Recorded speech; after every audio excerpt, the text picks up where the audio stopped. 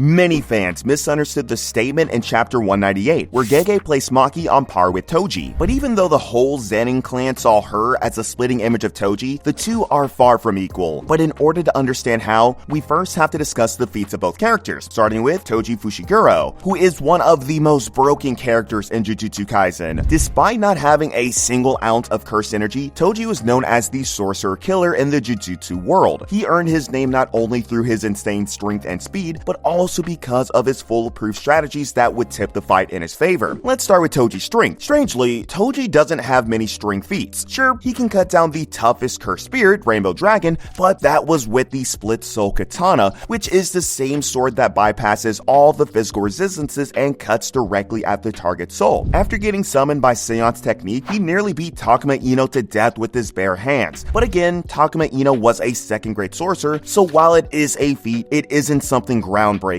So how can we scale him? Well, there is a feat of Toji that gives us an idea of how strong he is. After killing Granny Ogami and beating the life out of Takuma Ino, Toji enters Dagon's domain through the escape route Megumi created for Naobito, Nanami, and Maki. The current Toji only cared about fighting the strongest being, so naturally, he snatches the Playful Cloud from Maki and casually overpowers Dagon, who was crushing two first-grade sorcerers. Playful Cloud is the only special grade curse tool that is not infused with the curse technique. Its strength relies on the raw strength of the one using it. That's precisely the reason even the toughest and strongest Shikigami sent by Dagon were no match for Toji and immediately got destroyed by our boy. As for speed, Toji almost punched Takuma Ino to death before he was even able to launch his summon Ryu. He even walked on water and instantly closed the distance between him and Dagon. After killing Dagon, Toji instantly threw Megumi out the window. Everything happened so fast that Megumi thought Toji might be faster than Sukuna, who had eaten 3 fingers. Toji was able to dodge Curse Technique Lapse Blue of Satoru Gojo, and despite having 6 eyes, Gojo wasn't able to notice Toji. 6 eyes not only allow the user to see the flow of Curse energy, but they also enhance their vision. Yes, they can even sense someone like Toji, because in chapter 71, Toji mentions that Gojo was the only person to notice Toji's presence behind him. After defeating Gojo, Toji not only cuts Geto, who is fast enough to block pistol bullets, but also cuts Kuchisake Onna at the same time. Toji's durability is no joke either. He tanked the attack from Rainbow Dragon like it was nothing. What's crazy is that despite getting sent flying by Gojo's reverse technique red, none of his bones were broken. And thanks to the heavenly restriction, Toji's senses are also on a whole different level. He was able to find the entrance to the Tombs of Stars despite Geto making sure to not leave any cursed residuals behind. Now, that was all for Toji, but before we move on to Maki, there is one thing you should keep in mind. While Toji did defeat Gojo on their first encounter, Gojo was not at his best. He was simply tired. Gojo was using his technique for 3 days straight without any kind of sleep. This tired Gojo so much that even though he was able to notice Toji standing behind him when he was a child, Gojo couldn't find Toji. He also wasn't able to react to his attack, which almost cost him his life. Now, let's discuss Maki. Obviously, without heavenly restriction, Maki wouldn't stand a chance against Toji. She couldn't do anything against Dagon, while Toji easily humiliated the special grade. So let's talk about post-Shibuya Maki, where she goes on to destroy the whole Zenin clan. It happens when she finally awakens her heavenly restriction after the death of her sister. After that, Maki not only kills every single cursed spirit in the Zenin clan basement, but also one-shots her father Ogi, who was a first-grade sorcerer. Then she goes on to slaughter the entire Kukuru unit. Now, the Kukuru unit doesn't have any cursed technique, so you might not consider it to be something special. However, one-shotting Ogi and slaughtering the Kukuru unit does show how much Maki had grown after awakening the heavenly restriction, and it doesn't stop here. Maki then goes on to delete the Hei squad from existence. The Hei was the strongest squad of the Zenin clan, that was composed of sorcerers certified by the Jujutsu Tech to be semi-grade 1 and above. Before I discuss Maki's feats in further detail, keep in mind that Maki did all of this while having critical injuries. Not only did she lose a lot of blood during her fight with Ogi, her fight with the Hei squad only made those injuries worse. Despite that, Maki was able to break out of Ranta's curse technique with her insane strength. Ranta's curse technique, Paralyzing Gaze, covers anyone he sees with a paralyzing aura. However, that wasn't enough to keep Maki contained, and she eventually freed herself from Ranta's gaze. If that wasn't crazy enough, Maki even knocked out Naoya Zenin, a first-grade sorcerer, with just a single punch. As for speed, she instantly punctured the throats of both Nobuaki and Chojuro. Even Naoya, who was moving a little less fast than the speed of sound, was not able to outspeed our girl. After turning into a cursed womb, Naoya could move at the speed of sound. But despite moving at such insane speeds, Maki was able to keep up with this cursed womb just fine. Let's talk a little about Maki's durability. We all know how insane it was even before she awakened Heavenly Restriction. I mean, she was able to survive a point-blank attack from Jogo. It was the same attack that ended Naobito's life. Yep, even a first-grade sorcerer was killed by Jogo's attack, but Maki was able to live through that. This durability is nothing compared to the ridiculous boost she gets after awakening Heavenly Restriction. For starters, Maki was smashed between two giant stone arms created by Chojuro. According to Nobuaki, Maki shouldn't be able to move after getting hit by Chojuro's technique. However, Maki not only tanked that attack, but she also killed Chojuro and Nobuaki right after that. After that, Maki takes multiple critical hits from Naoya's projection sorcery, most of which sends her flying through the rocks. But even that doesn't stop Maki from one-shotting Naoya. Later, when Naoya turns into a cursed womb, he drives Maki through a whole block at the speed of sound. He charges and destroys everything in his path, but the only thing he could not destroy was Maki. After he evolves into a cursed spirit and smashes her while moving at 3 times the speed of sound, this critically injures Maki and makes it hard for her to continue the fight. However, Maki only needed 5 minutes to heal her injuries. Yes, along with her already insane durability, Maki can even recover from critical injuries, as we will see later in the video. But after seeing how badly Kama was getting cooked by cursed Naoya, Maki joined him after 3 minutes and sliced one of Naoya's arms. And while each one of these feats is crazy, Maki soon realized her limits after meeting Hagane Daido. She realized that she's not using the full potential of the Heavenly Restriction, and it was only after Maki awakened the full potential of Heavenly Restriction that she became able to see everything. But what does that mean? Well, remember the cursed Naoya's attack from before? Maki not only became able to keep up with Naoya at that speed, but was also able to outspeed the cursed Naoya. She even dodged his attack mid-air. But that's not all. Maki was even able to dodge Dismantle. Yes, Dismantle. Up until that point, there was only one being that was able to detect Sukuna's Dismantle, and that being was none other than Divine General Maharaga, who had the ability to adapt to any cursed sneak after being hit by it. And if Toji was walking on the water, then our girl was fighting Sukuna while using the air as her footing. Maki's strength also gets an extreme boost. After punching Naoya into the ground, she further disrespects the cursed womb Naoya by throwing him into the air. Even Sukuna is not immune to her throws, as Maki was able to casually throw Sukuna flying into the air. And if that wasn't enough already, she even kicks Sukuna flying into the building.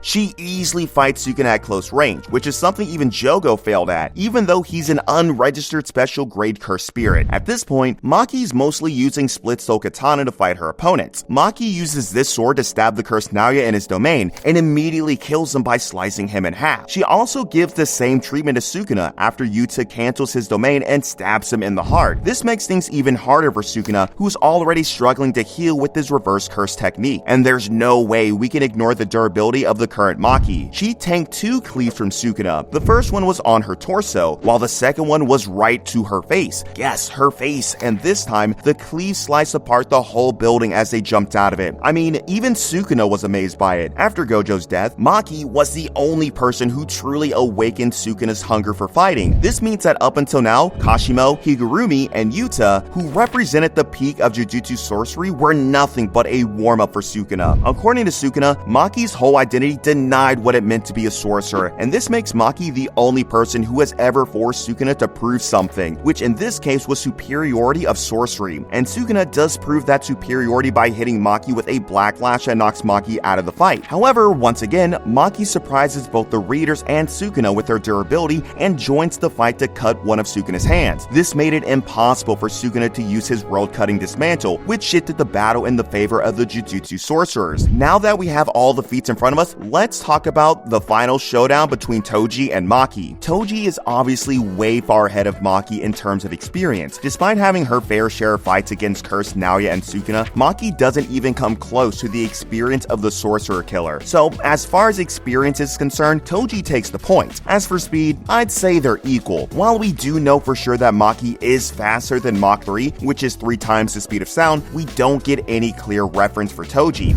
We know that he was able to dodge Curse Technique Lapse Blue's Field of Attraction before Gojo even realized it. Similarly, Dagon, who was able to dodge Naobito's punch in his own domain, struggled against Toji's rapid attacks and eventually got killed by him. Even if someone argues that Naobito didn't use projection sorcery in this attack, we already know that Toji could have easily destroyed the Zenin clan if he wanted to, which includes Naobito. And obviously, in order to defeat Naobito, you'd have to be extremely fast, otherwise you'd face the same fate as Dagon. However, both of these feats aren't a direct evidence to Toji being equal to Maki in speed. So how can I say they're equal? Well, as I mentioned in the beginning of the video, Maki was explicitly regarded as someone on par with Toji Fushiguro in chapter 198. This alone is enough to prove that Maki and Toji aren't that different when it comes to speed. Before you think that I'm going to discuss their ability the same way by using this panel, then don't worry, I'm not a scammer, because things are different when it comes to durability. How? Well, along with the durability feats of Maki that I mentioned, I also mentioned that Maki can heal her injuries, and this healing is so insane that despite taking critical hit from one of the strongest enemies in the series, Maki joins the fight in a matter of minutes. And this might be a shock to some of the fans, but unlike Maki, Toji doesn't have regeneration. Yup, there is not a single source that proves this fact. And no, Versus Battles Wiki does not count as a source. And before you mention that Ogami's grandson healed his injuries after she summoned Toji into his body in chapter 95, then that's just how Ogami's technique works. She summoned the information of Toji's body onto her grandson's body. So what we saw was a fresh Toji instead of an injured Toji healing his own injuries. Let's talk about strength. This might start a war in the comments, but Maki has better strength feats than Toji, which gives her an edge over her opponent. One can say that Maki's feat against Sukuna doesn't matter much, since the first time she fought Sukuna, his curse energy output was being suppressed by Megumi. At worst, he only had access to 10% of his curse energy. As for the second time, he had an injured heart and his curse energy output was also lower than before. Moreover, he also couldn't use reverse curse technique properly to heal his heart, and domain was also out of question. The first argument comes from a small misunderstanding. You see, Sukuna's curse energy output was fluctuating. At its worst, it was 10%, which means it was higher at one time or lower at other times. Moreover, this only affected his curse technique output. It did not affect him physically at all. Physically, he was still the same Sukuna who had consumed 15 fingers. The reason for that is he only noticed a difference in output the first time he used Cleave on Yuji. So Maki's feat of engaging in close range combat with a 15-finger Sukuna is not affected by this at all. Let's discuss the second argument. Despite the fact that Sukuna was not able to use reverse curse technique and had less curse energy than before, he was still the strongest sorcerer out of everyone present there. None of the special great spirits or Maki's previous opponents compared to this version of Sukuna. And as mentioned before, Maki was the only one to force Sukuna to do something. This one statement by Sukuna alone proves that Maki was no more on par with Toji when it came to strength. And even after Sukuna did prove that sorcery is better by hitting Maki with a black flash, it didn't take Maki that long to heal and fight Sukuna in the air. But sure, Toji is better than Maki in battle IQ, right? Well, I don't know what Toji fans will do to me after this, but Toji sucks at dealing with something unexpected. Just look at what happened when Gojo used Hollow Technique Purple. Hollow Technique Purple was the only technique that Toji didn't know anything about, and that lack of knowledge ended his life. Now, some will say that it was a surprise attack, and basing Toji's whole battle IQ off of that one deadly surprise attack isn't fair, and I would disagree to this reasoning, but Toji did know that something was off. After analyzing the 3 techniques Gojo can use, Toji realized that something's off, but his pride got in the way of his battle IQ and clouded his judgment, while Maki, on the other hand, was able to figure out the trick behind Naobito's projection sorcery after seeing it a few times. When Naoya was launching back-to-back critical attacks on Maki, Maki was actively counting the number of movements he was making, and after realizing that a drawn-out fight with Naoya won't end well, Maki didn't give in to her pride and decided to take him head-on. So where does this leave us? Based on what we have seen so far, I would say that Maki wins against Toji at extreme difficulty.